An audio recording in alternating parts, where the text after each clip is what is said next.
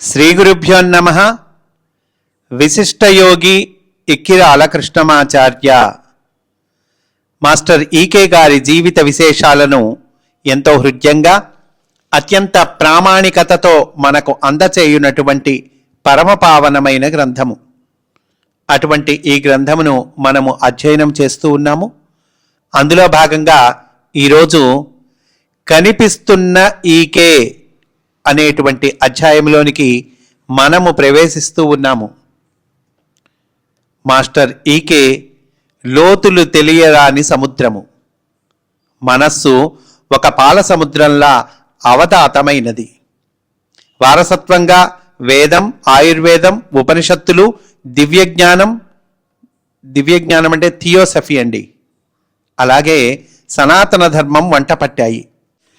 తండ్రి అనంతాచార్యను దివ్యజ్ఞాన మార్గంలో సనాతన ఋషిగా సంభావించారు. 1,00,000 గ్రంథాలు అగస్త్యుడు సాగరాన్ని త్రాగినట్లు ఆపోసనం పట్టిన పుస్తక ప్రియుడు. సంప్రదాయ పద్ధతిలో వేదవాంగ్మయాన్ని అధ్యయనం చేసినవాడు. అట్లని ఛాందసుడు కాడు. కాలాన్ని, సమాజాన్ని నిశితంగా పరిశీలించినవాడు, పరీక్షించినవాడు, తగిన మార్పులను చేసుకొన్నాడు. వృద్ధోపసేవనం, రోగార్తుల సేవ ఆయనకు 2 నేత్రాలు. ఏకసంధాగ్రాహి. తాను నేర్చిన విద్యలు కోరిన వారికి నిరపేక్షంగా ధారపోసిన దాత. భక్తి బీజాలను ఎందరి హృదయ కేదారాల్లోనో నాటినాడు. అవి మొక్కలై పెరిగి పెద్దవై ఎందరికో నీడనిస్తున్నాయి. ఎన్ని విద్యలు కూలంకషంగా నేర్చినా పాండిత్య బిభీషిక లేదు, భేషజం లేదు. వట్టి నిరాడంబరుడు. వేషం అతి సామాన్యం. ఉచిత వైద్య సేవకై కాలినడకన మైళ్ళు నడచిన రోజులున్నాయి. రోగి దగ్గరే జాగరణం చేసిన రాత్రులున్నాయి. విసుగులేదు. దానిని ఆయన ఎరుగడు. పనిలోనే దైవాన్ని దర్శించిన కర్మయోగి. తాను సత్యమని నమ్మిన దాన్ని, ధర్మమని విశ్వసించిన దాన్ని ఏనాడూ విడువలేదు. విడిచిన వారికి దూరంగా ఉన్నాడు. ఎన్ని ఒడిదుడుకులు వచ్చినా గిరిశిఖరంలా తట్టుకొని నిబ్బరంగా నిలిచినాడు. ధనశక్తి కంటే మానవ శక్తి గరిష్టమని, వరిష్టమని గణించినవాడు. అందుకై నిలబడినాడు. అధికారిని లెక్క చెయ్యలేదు.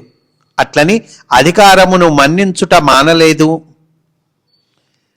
ఇండోర్ వాస్తవ్యులు భక్తిరాజ్ మహారాజ్తో తిరుపతికి వెళ్ళి వారికి అక్కడి పవిత్ర స్థలాలను అన్నింటినీ వినయంతో చూపించి వారి వద్ద సెలవు పుచ్చుకుంటుంటే ఆయన కృష్ణమాచార్యుల వారిని దైవాంశ సంభూతుడిగా దర్శించండి అని హెచ్చరించారు కూడా వచ్చిన గోపాలకృష్ణమూర్తి గారితో.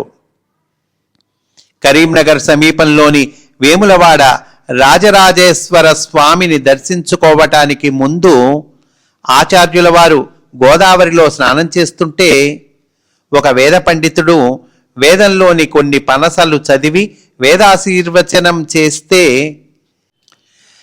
తడిబట్టలతో నీళ్లలో నిల్చున్న ఈకే గారు వారికి దక్షిణ ఇవ్వటానికి రొంటిని ఏమీ లేకపోవటం గమనించి, అంటే ఆ సమయంలో నీళ్లలో నిల్చున్న మాస్టర్ ఈకే గారు కదండి, ఆయన దగ్గర ద్రవ్యం, డబ్బులు ఏం లేవు.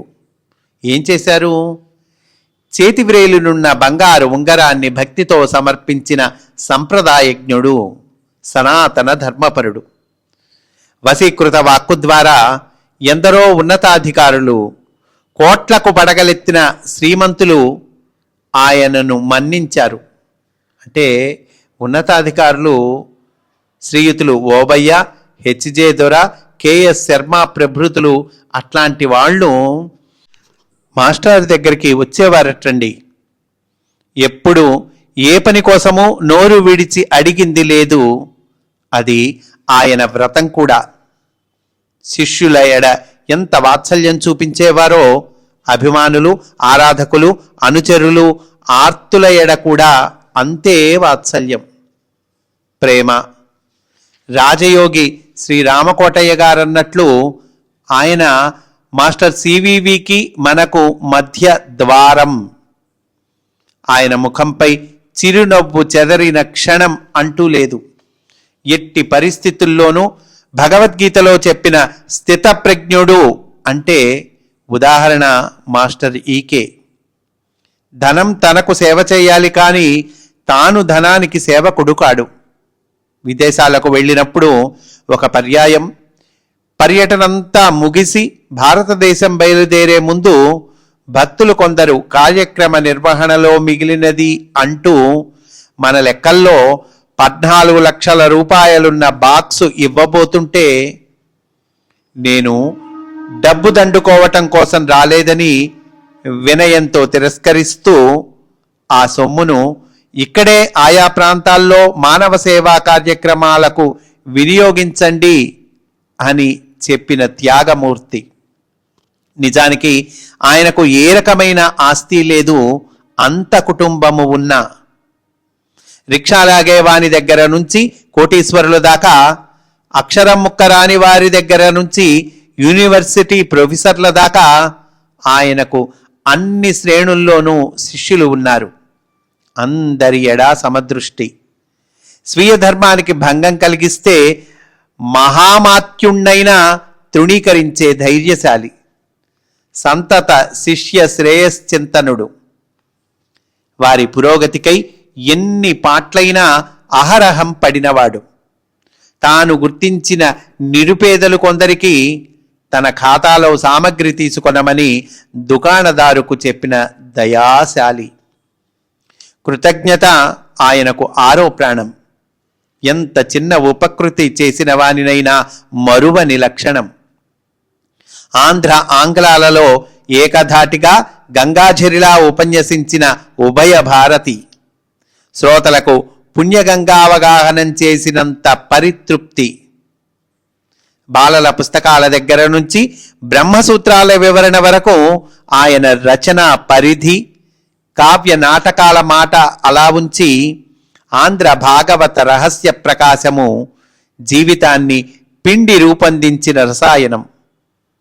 వేద సూక్తాలకు ఆయన గావించిన వివరణలు వెన్నెల తునకలు. ఇనుప గుగ్గిళ్ల వంటి పద్యాలున్న ఆముక్తమాల్యదపై ఆసువుగా చేసిన ప్రసంగాలు, వివరణలు, వ్యాఖ్యలు స్వాదు సుందరాలు. గోదాదేవి కావ్యం మరో ఆముక్తమాల్యద. రాసలీలలో పద్యాలన్నీ రసగుళికలే. కటువు అనిపించిన వ్యక్తులను సరిదిద్దటంలో, మందలించటంలో ఆయన వెనుకాడలేదు. కోరకుండానే కోరికలు తీర్చిన మరో కామధేనువు. ప్రజ్ఞామయ చక్షువుతో లోకాన్ని దర్శించి దిశానిర్దేశం చేసిన దార్శనికుడు. రాబోయే తరాలపై ఆయన ప్రభావం మరీ విశిష్టంగా ఉంటుంది అనటంలో ఎవరికి ఎట్టి సందేహమూ లేదు. నవయుగ స్వస్థ వృత్తాన్ని, అంటే న్యూ ఎరా హీలింగ్ అంటారు కదండి, ఆ నవయుగ స్వస్థ వృత్తాన్ని లోకానికి అందించిన కొత్త ధన్వంతరి. తాను పేర్పడ్డ హోమియో వైద్యుడవటమే కాదు, తనంతటి వారిని ఎందరినో నిస్వార్థపరులైన ధర్మ వైద్యులను లోకానికి అందించి వెళ్ళిన కీర్తికాయుడు. గతాన్ని పొగడుకుంటూ ఉబ్బిపోలేదు, అట్లని పురావైభవాన్ని గుర్తు చేసుకోవటం మానలేదు. వర్తమానంలో కర్తవ్యాన్ని నిర్దిష్టంగా చూపి సరిదిద్దుకోవలసిన తప్పులను మొగమాటం లేకుండా ముఖం మీద చెప్పే స్వభావం కలవాడు ఈకే. మాస్టర్ ఈకే చెప్పినది చేసినాడు, చేసినదే చెప్పినాడు. అందుకే ఆయన మాటకు అంతటి విలువ. ఆదర్శ జీవనం కోసం, ఆధ్యాత్మిక పరిణతి కోసం ప్రయోగాలు చేసినాడు. కొన్నింట విఫలుడైన ఘట్టాలు ఉన్నాయి. అయితే వైఫల్యాలకు విచారిస్తూ కర్తవ్యమూఢుడు కాలేదు. మరింత ఉత్సాహంతో, ధైర్యంతో ముందుకు తాను నడుస్తూ అనుచరులను నడిపిస్తూనే ఉండేవారు. ప్రాక్పశ్చిమ సమన్వయం మాస్టర్ ఈకే జీవిత ధ్యేయం. అందులకై 7 పర్యాయాలు భూప్రదక్షిణం చేశారు. ఆ పర్యటనానుభవాలు డైరీలలో పదిలపరుచుకుంటూ వచ్చారు. అందరిలో ఏకసూత్రంగా ఏకధారగా కనిపించేది ఒకే అంతరాత్మ అన్నది వారికి విస్పష్టంగా గోచరించింది. కావుననే కుల మత సాంస్కృతిక విభేదాలు లేక అందరినీ ఆత్మీయులుగా చూస్తూ ప్రేమ కరుణ అందరిపై సమంగా కురిపించారు. అందుకు విదేశీయులు స్వదేశీయులు వ్రాసిన లేఖలు దృష్టాంతాలు. ఆచార్యుల వారి యజ్ఞార్థ కర్మలో రచన ఒక అంశం. అదే ఆయన ప్రాణధాతువు కాదు. ఆయన కవిత్వం అంతరంగ దీపం వెలుగు. స్వచ్ఛందంగా బయటకు వెలువడినప్పుడే ఆయన కళానికి పని. కొందరిలా కవిత్వపు పిచ్చి ఆయనకు లేదు. అయితే వ్రాసిన కావ్యాలు మనోజ్ఞ కళాఖండాలు. కల్లోలం కెరటాలు లేని వారాసి ఆయన. దానికి ఆవలి తీరం లేదు, అనంతమైనది. వెలుగునీడలను సమంగా చూచిన యోగిరాజు. రుద్రాభిషేకం చేసినంత తత్పరతతో నారాయణ యజ్ఞము నిర్వహించిన అభేద దృష్టి. రెంటిని వ్యాఖ్యానించినాడు. ఆయన శిష్యుల్లో బైబిలు చదివిన క్రైస్తవ మత గురువులు ఉన్నారు, వేద విదాంబరులైన విప్రులు ఉన్నారు. ఇద్దరికీ ఆయన ఆరాధ్యుడే.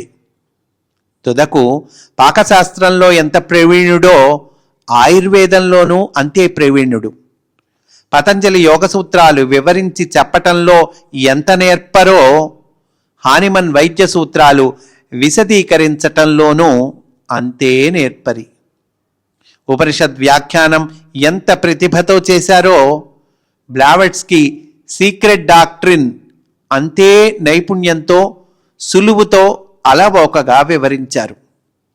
దివ్యజ్ఞానం అనగా థియాసఫీపై ఎంత హేళగా ప్రసంగిస్తారో అంతే హేళగా వాల్మీకి రామాయణం చెబుతారు. అపూర్వ ప్రతిభా సమున్మేషానికి ఇవి ఉదాహరణలు మాత్రమే. భారత భాగవతాల్లో నిగూఢంగా నిక్షిప్తమైన రహస్యాలను వెలికితీసి తెలుగువారికి నెరచూరలిచ్చినారు. రత్నదీపికలుగా దారి చూపుతూ నిలిచే బహు గ్రంథాలు రచించారు. ఆచార్యుల వారికి కోపతాపాలున్నాయి. అయితే అవి దురుద్రేక ప్రకటనకు కాదు, ఎదుటి వ్యక్తిలో మంచి మార్పు కొని రావటానికే. ఆ కోపతాపాలు ఒక నటన అనిపిస్తుంది లోతుగా పరిశీలిస్తే. అవసరమైన చోట ధర్మాగ్రహం ప్రదర్శించారు. కళాశాల ఆంధ్ర గురువు జగద్గురువుగా పరిణతి చెందారు. లోక శ్రేయస్సుకే అంకితమైన దినచర్య. మేలుకొన్నంతసేపు తోటివారి మేలు కోరటమే ఆయన పని. ఆయన ఆకాశంలో ఎగరాగలడు, నేల మీద నడవగలడు. ఈ గురువును గురించి వివాద చర్చ ఆయనకు హితము కాదు. అట్లే గురువుల విలువలు కట్టడం అనే పద్ధతిని నిరసించినాడు. సమాజంలో అస్థిగతమైన దోషాలను జలకడిగినట్టు కడిగినాడు. అంతా భగవంతుని దయా అని నమ్మినవాడు. ఎప్పుడూ ఎవరి సహాయాన్ని కోరలేదు, చేయి సాచలేదు. ఆచార్యుల వారి హృదయ వేదిక ఋషిపీఠం, వారి వాక్కు ప్రబోధ గీత, ఆయన నడచిన త్రోవ సుపథ, ఆయన నివాసం శ్వేతద్వీపంలో, అంతరంగం మాస్టర్ సివివి మయం, దృష్టి విశ్వశ్రేయస్సు. యోగ మార్గంతో పాటు క్రతుమార్గము ఆయన అవలంబించారు. మాస్టర్ ఈకేది అగస్త్య వశిష్ఠ మహర్షుల త్రోవలకు కూడలి. బుద్ధి వేదమార్గచోదితమైనది, సనాతన ధర్మపటువైనది. కరుణ ప్రేమ ఆయనకు 2 శ్వాసలు. అంతరంగ మథనం వల్ల కొత్త మార్గం గోచరించింది. ఆ మార్గాన పయనించాడు అనంటూ ఈ అధ్యాయాన్ని పూర్తి చేశారండి. మనం కూడా ఈరోజు ఇక్కడితో పూర్తి చేసుకుందాము.